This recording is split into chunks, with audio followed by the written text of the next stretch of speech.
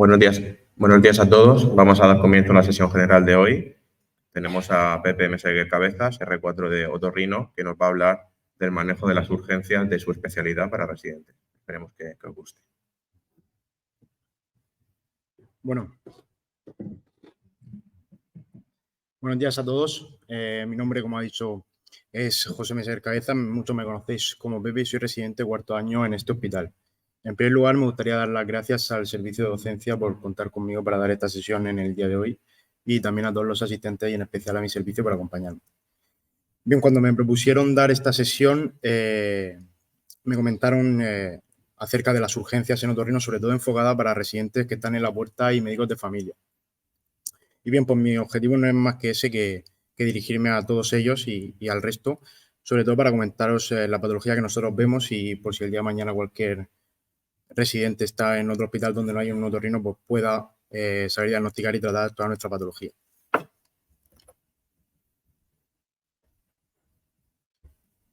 Para avanzar la diapositiva.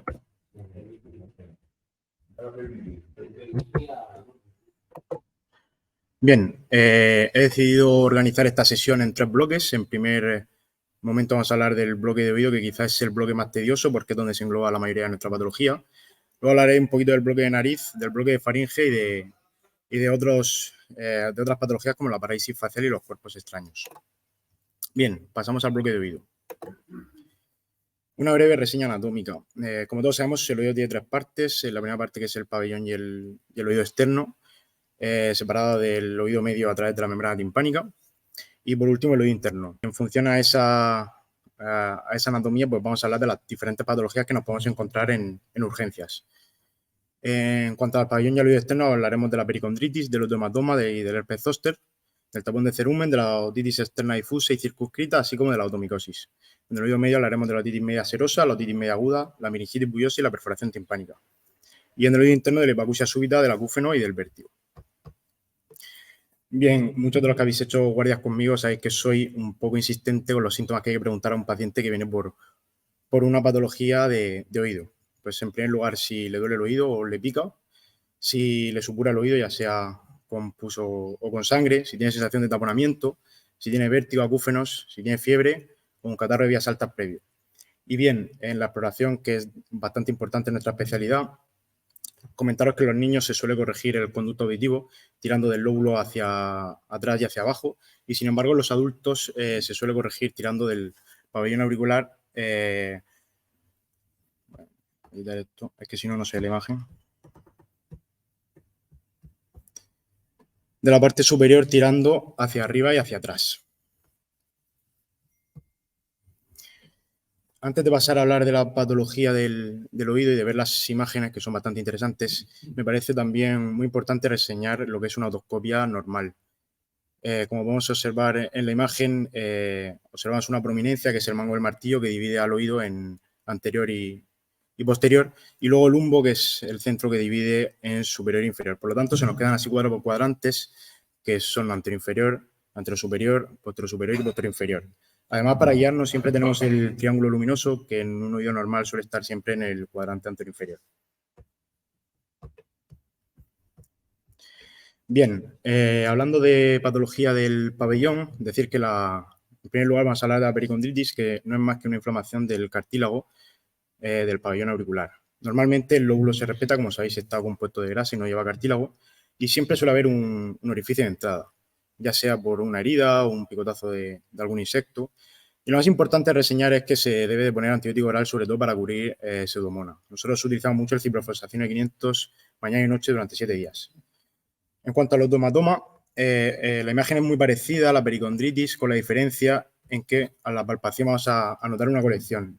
Normalmente está relacionado con traumatismos y aquí sí que es importante avisar al otorrino de guardia para proceder a un drenaje urgente, ya que el cartílago puede necrosarse y puede quedarse una oreja en coliflor.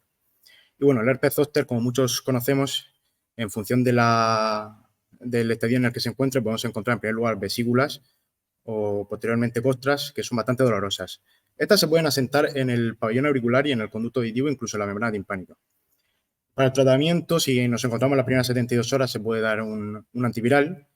Luego yo recomiendo también antibiótico tópico en las lesiones, por ejemplo, mupirocina. Y luego los corticoides orales. Aquí voy a hacer un breve inciso para hablar un poco de los corticoides.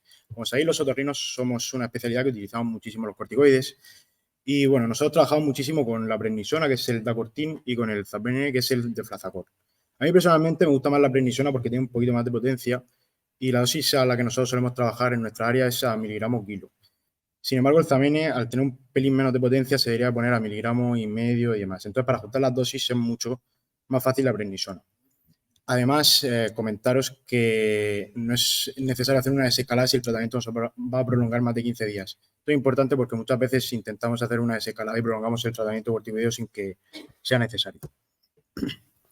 Bien, el tapón de cerumen. Esto parece una tontería, pero es importante reseñar que no es una urgencia y que hay que educar a la población a que no se puede venir a una puerta de urgencias por un tapón de cerumen. Porque la gente se acostumbra y al final colapsa el sistema. Yo personalmente los extraigo solo si necesito valorar la membrana timpánica, porque sospecho una infección. Los pacientes ancianos con mucho dolor o mucha hipoacusia, porque algunos tapones pueden generar bastante otalgia. O aquellos que son portadores de audífonos, porque si no, sin ellos el audífono no transmite de manera adecuada. Y bueno, y cuando nos encontramos en el centro de salud, ¿cuándo hay que derivar al otorrino? Nunca de manera urgente, sino en un circuito de zona, por ejemplo. Pues cuando intentamos hacer un lavado óptico y no podemos extraer el tapón por lo que sea, porque sea un conducto auditivo muy estrecho, porque esté el tapón muy impactado y demás. Dando a permitir.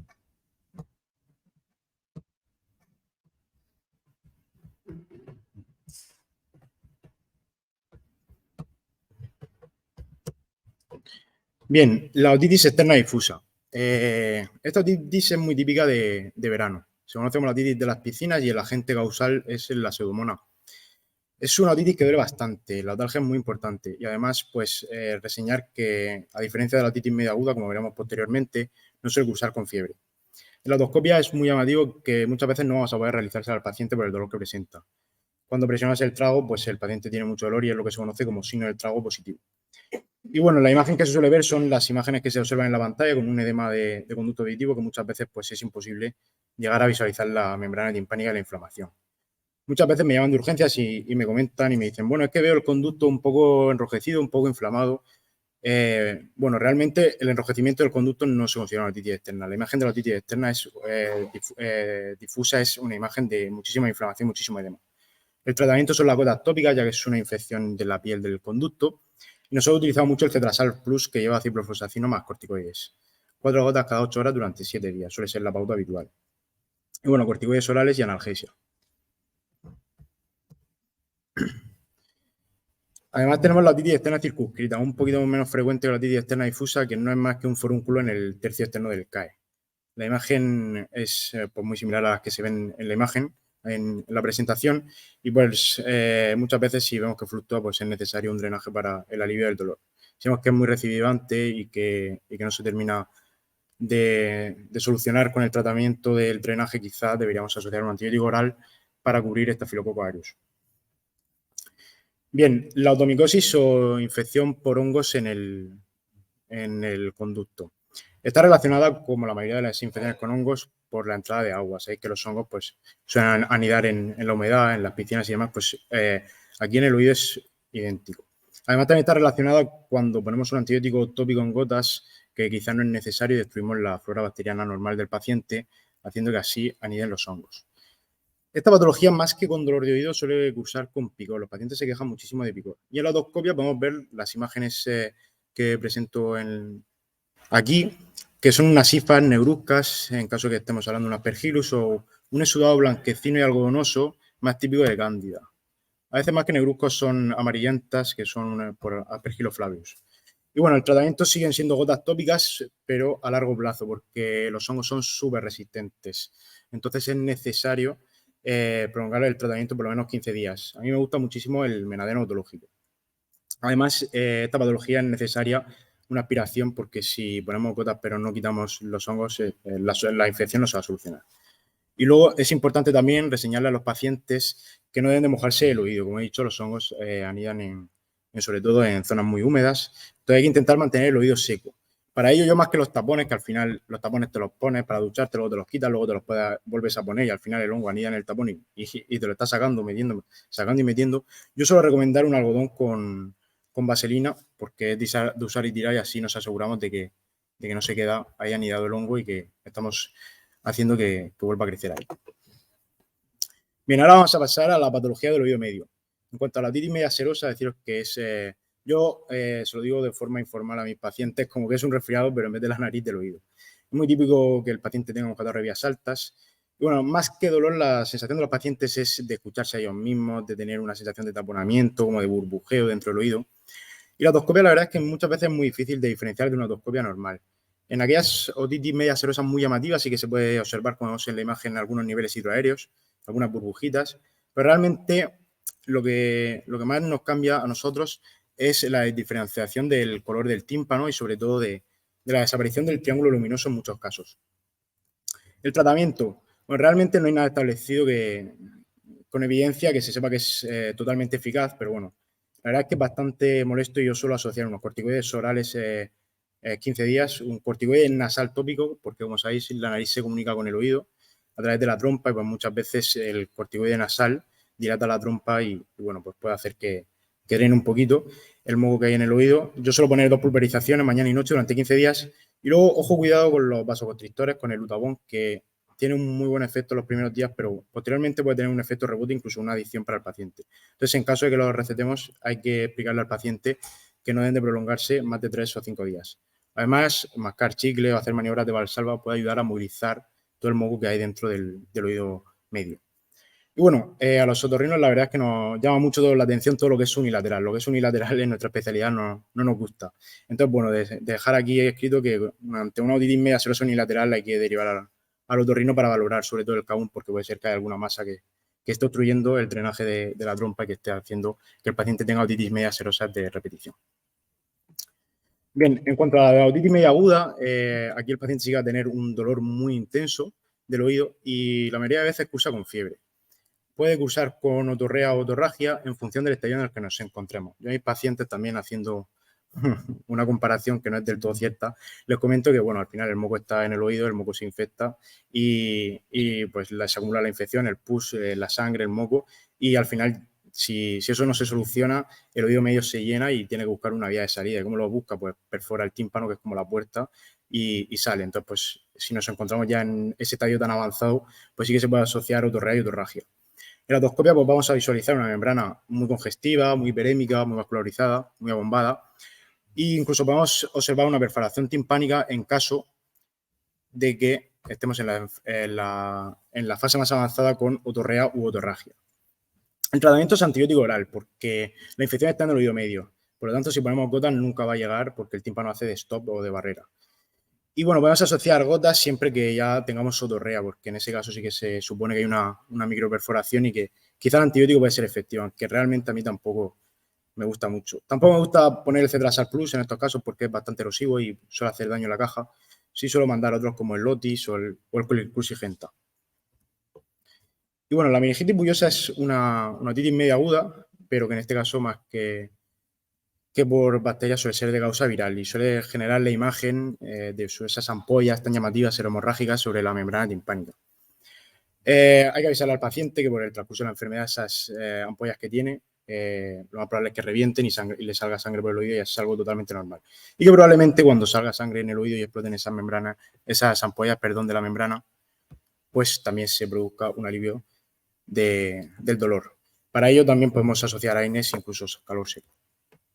Y bueno, en cuanto a la perforación timpánica, solo lo dejo aquí porque muchas veces nos llaman de un paciente que va a su centro de salud y el médico de familia le ve una perforación timpánica y dice, bueno, ve corriendo urgencias y al final pones al paciente en alarma. Hay que dejar claro que nosotros en las perforaciones timpánicas en urgencias no hacemos absolutamente nada. Por lo tanto, no derives al paciente porque al final el paciente viene, le dice que tiene una perforación y que lo tiene que ver un otorrino, pero no de urgencias, ¿vale? Entonces, pues al final estamos mareando un poco al paciente. Y bueno, antes de pasar al oído interno, me gustaría dejar este esquema que es bastante llamativo sobre las otalgias más frecuentes con otoscopia alterada. La otitis media serosa, como ya he comentado, lo más importante es la sensación del taponamiento y un catarro de vías altas previo. La otitis media aguda Además de la otalgia intensa, se puede asociar fiebre y el tratamiento es antibiótico oral. Y la otitis externa difusa es más típica de verano y la otalgia no suele cursar con fiebre y el antibiótico más que oral suele ser en gotas. ¿Y qué pasa con aquellos pacientes los que vienen porque nos duele el oído, pero la otoscopia es totalmente normal? Pues bueno, hay que pensar en una otalgia refleja, en un dolor de oído reflejo. Lo más frecuente es la disfunción de la articulación temporomandibular y bueno, otros casos como la faringoamigdalitis o los problemas dentarios. Bueno, este esquema lo saqué de un libro que utilicé de residente primer año cuando empecé con las urgencias, que lo han publicado unos otorrinos del Gregorio Marañón. Y simplemente lo dejo aquí para deciros que la otorragia es un síntoma, no es una enfermedad, y que la mayoría de veces se da un traumatismo por un bastoncillo o por un objeto. Y realmente no es más que una herida en el conducto auditivo. Lo único que hay que hacer es descartar que no se haya dañado el tímpano y ya está. A mí no me gusta asociar gotas porque realmente no deja de ser como un arañazo en la piel. Pero bueno, en algunos casos en los que lo vemos con demasiada infección, demasiada sangre, sí que se pueden asociar algunas gotas antibióticas profilácticas. Y bueno, ya pasamos al oído interno de la hipoacusia súbita, deciros única y exclusivamente que es una patología que no se nos puede pasar de alto y que siempre la debemos de sospechar. Normalmente el paciente viene con una pérdida de audición unilateral que suele estar acompañada de un acúfeno. La otoscopia suele ser normal y deciros que cuando encontréis este caso, derivar al otorrino. Os dejo aquí escrito que tenemos una agenda 50 para la mañana siguiente para realizar una audiometría, porque como sabéis en urgencias no tenemos audiometro ni personal que pueda realizarlo. Y bueno, ante la sospecha que ser lo más agresivo posible porque el paciente puede perder el oído y hay que poner corticoides orales a altas dosis. Bueno, el acúfeno no es una enfermedad, es un síntoma y puede ser multicausal. Por medicación, problemas cardíacos, problemas nerviosos. Y como os he comentado anteriormente, a los otorrinos todo lo que es unilateral nos molesta bastante. Entonces, los acúfenos unilaterales súbitos, como hemos visto anteriormente, hay que descartar una hipoacusia súbita. En los acúfenos unilaterales, pero de larga evolución, hay que ir al otorrino de zona porque quizá haya que pedir una resonancia o hacer un estudio del paciente. Y luego los acúfenos bilaterales, la verdad es que la mayoría de veces no nos preocupan porque son estar asociados a envejecimiento del oído, es decir, a una previacusia y a un previacúfeno. Y bueno, el tratamiento es evitar la cafeína, la nicotina y bueno, yo recomiendo a mis pacientes que se pongan un ruido por la noche, ya sea una radio flojita o la televisión, pues para enmascarar un poco el ruido. Aquí os dejo pues algunas marcas comerciales de extractos naturales que realmente no van a hacer que el acúfeno desaparezca, pero bueno, pueden enmascarar un poco el mismo y también puede servir un poco de placebo para el paciente. Y bueno, voy a pasar a hablar del vértigo. Aquí sí me voy a detener un pelín más, como el acúfeno no es una enfermedad, es un síntoma. Y vértigo deriva de la palabra latina vertere, que significa girar. Esto es súper importante porque no existe casi ningún vértigo en vestibular que curse sin giro de objetos. Por lo tanto, la pregunta para el paciente cuando viene por un mareo no es ¿estás mareado? Sí, no, bueno. No, la pregunta es, ¿en algún momento has visto girar los objetos? ¿Has visto un giro de objetos claro? Si te dice que no, probablemente no nos encontremos ante una patología de origen vestibular. Y bueno, lo más importante además es diferenciar si nos estamos encontrando ante un cuadro periférico central. Para eso utilizamos la exploración con el acrónimo de HINTS, que es Head Impulse, que consiste en girar la cabeza y pedirle al paciente que mire un punto fijo y ver que sigue mirando el punto fijo al girarle la cabeza, ambos lados. Ver el nistagmo, como sabéis, en el vértigo periférico, el nistagmo suele ser con latencia, se agota, suele ser más sincrónico, más simétrico y, sin embargo, en el vértigo central suele ser un poco más inestable.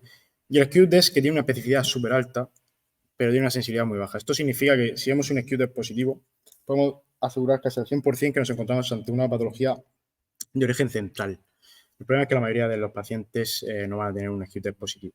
Consiste en cerrarle el ojo al paciente y mirarle, decir que mira un punto fijo y al levantarle el ojo, la mano del ojo que tiene cerrada a ver si se produce un movimiento vertical en el mismo.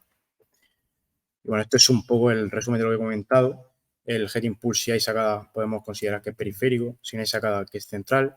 El nistagmo, en función de cómo sea, también nos ayuda a diferenciar. Y el Q-test, que si es positivo, nos da bastante pistas de que puede ser de origen central.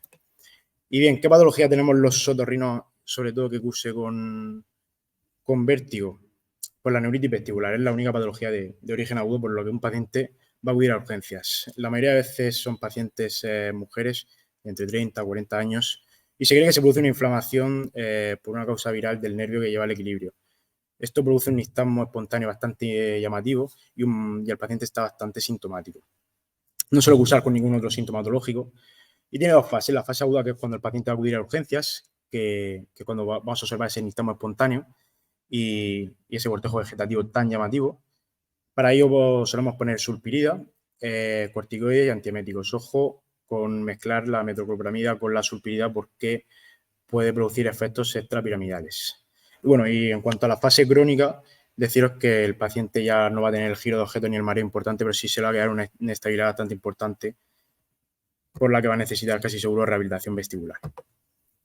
Y bueno, una serie de conclusiones para acabar este bloque que engloba la mayoría de la presentación. Deciros que un tapón de cerumen no es una urgencia, que la atalgia con fiebre podemos englobarla como una otitis media aguda y se trata con un antibiótico oral. La atalgia con fiebre más otorrea. Hablamos también de una otitis media aguda que ya está en fase supurativa y aquí podemos asociar gotas tópicas. Que la atalgia en verano con el trago positivo y el cadematoso suele ser una otitis externa difusa, que el tratamiento son gotas tópicas. Que el prurito con exudado algodonoso nos suele sugerir una otomicosis y es muy importante la aspiración y mantener el oído seco. Que la otorragia de la manipulación no necesita una valoración urgente por otorrino y tampoco nosotros hacemos nada con ella. La perforación timpánica inactiva, igual que la otorragia. Y bueno, la otalgia con otoscopia normal, descartar sobre todo una disfunción en la articulación temporomandibular. Que el acúfeno unilateral súbito hay que tenerlo en cuenta porque puede ser el inicio de una hipacusia súbita. Y que lo más importante en los mareos es descartar centralidad. Bien, en cuanto al bloque de nariz, deciros que los síntomas que solemos preguntar son la insuficiencia respiratoria, el moco ya sea por delante o por detrás, anterior o posterior, la hiposmia, cacomia o anomia, la pérdida de olfato total completa o el mal olor, el sangrado nasal, la fiebre o las algias craneofaciales. Y bueno, en urgencia realmente lo que más utilizamos es el rinoscopio porque es lo que más tenemos a mano.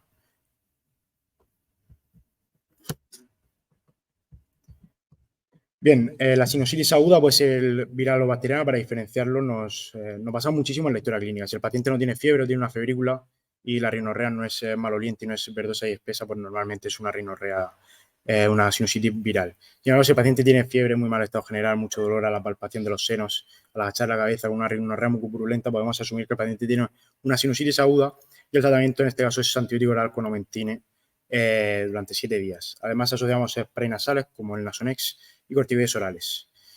¿Cuándo hay que avisar al otorrino de guardia? ¿Cuándo hay que sospechar que el paciente está haciendo una complicación y que necesita nuestra valoración para ingreso o para alguna actitud más activa? Pues, como sabemos, la nariz está en íntima relación con el ojo y con la base de cráneo, por lo tanto, si vemos que la infección se ha extendido, es decir, si tenemos síntomas oftalmológicos o neurológicos, pues quizá estamos hablando ante una sinusitis aguda complicada que necesite una intervención más activa.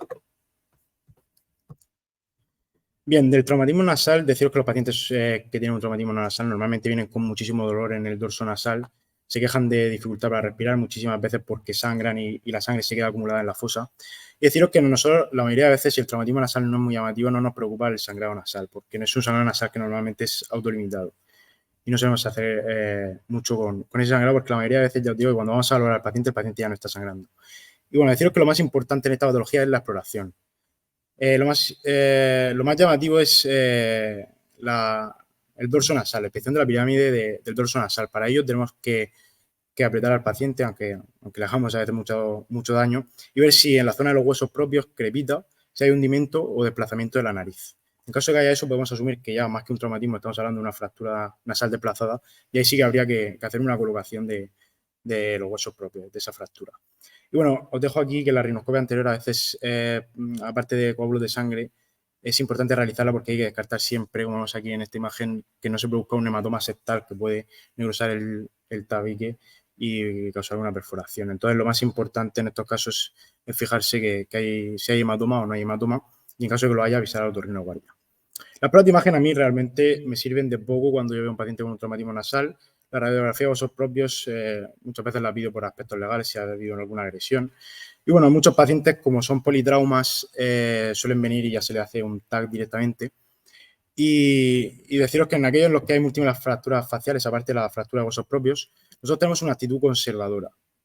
¿Por qué? Porque si nos ponemos a colocar la nariz teniendo otras fracturas faciales, puede ser que desplacemos las diferentes fracturas adyacentes.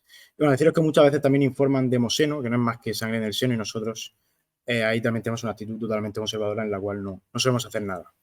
El tratamiento conservador, ¿cuál es? Pues hay nesifrío local. Y bueno, en función ya de si, como he dicho, hay crepitación, hundimiento o desviación de la nariz o hay un hematoma septal, pues ya tenemos una actitud un poquito más activa.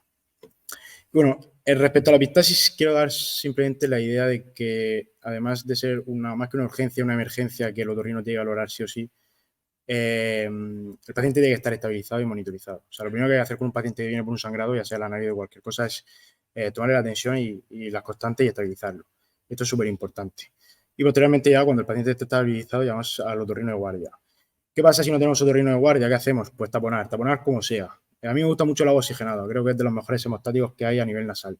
Entonces yo suelo poner un algodón, una gasa, lo que sea, con agua oxigenada y presionando con la cabeza hacia abajo. Y luego, cuando el paciente ya deja de sangrar, ¿qué consejos les damos para que no vuelvan a sangrar? Pues sobre todo, pues reposo relativo durante 48 horas, no agachar la cabeza la sangre a la nariz, no manipularse, estornudar con la boca abierta y evitar sobre todo ambientes calurosos y húmedos. También dormir con la cabeza semi-incorporada.